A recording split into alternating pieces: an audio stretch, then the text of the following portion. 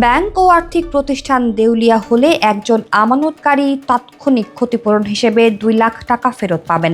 আগে এই পরিমাণ ছিল 1 লাখ টাকা। Governor doctor Ahsan H Mansur ঘোষণা দিয়েছেন, আমানত বীমা তহবিল থেকে ফেরতের পরিমাণ বাড়িয়ে দ্বিগুণ করা হচ্ছে। কোনো ব্যাংক দেউলিয়া হলে এই তহবিল থেকে সর্বোচ্চ 2 লাখ টাকা ফেরত পাবেন। এর আগে সরকার পরিবর্তনের পর 11টি দুর্বল ব্যাংকের পর্ষদ পুনর্গঠন করা হয়েছে।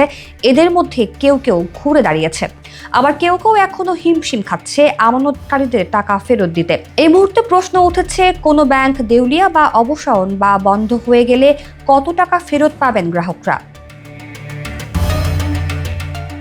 বাংলাদেশ ব্যাংকের সর্বশেষ প্রতিবেদন অনুযায়ী দেশে বর্তমানে আমানতকারী অ্যাকাউন্টের সংখ্যা 15,71,20,227টি। এর মধ্যে 2 লাখ বা তার নিচে অর্থ আছে 14,71,33,733টিতে। অর্থাৎ আমানত বীমা বৃদ্ধির কারণে দেশের প্রায় 95% আমানতকারীর অর্থই নিরাপদ হয়ে গেছে। কোনো ব্যাংক দেউলিয়া হলে 2 লাখ টাকার বেশি থাকা অ্যাকাউন্টের মালিকরা বিপদে পড়বেন। এক্ষেত্রে তাদের দেওয়া হবে মাত্র 2 লাখ টাকা।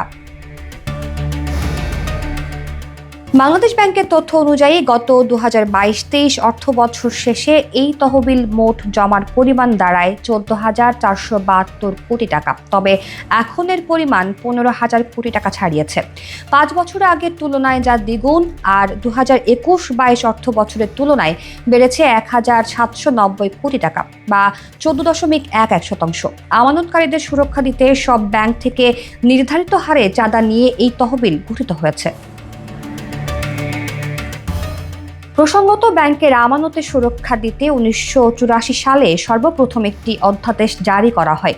অধ্যাদেশকে 2000 সালে ব্যাংক আমানত বীমা আইন 2000-এ পরিণত করা হয়। সেই আইন অনুযায়ী গ্রাহকেরা যে পরিমাণ অর্থই জমা রাখেন তার বিপরীতে ব্যাংকগুলো আমানত বীমার আওতায় সর্বোচ্চ 1 লাখ টাকা দিত।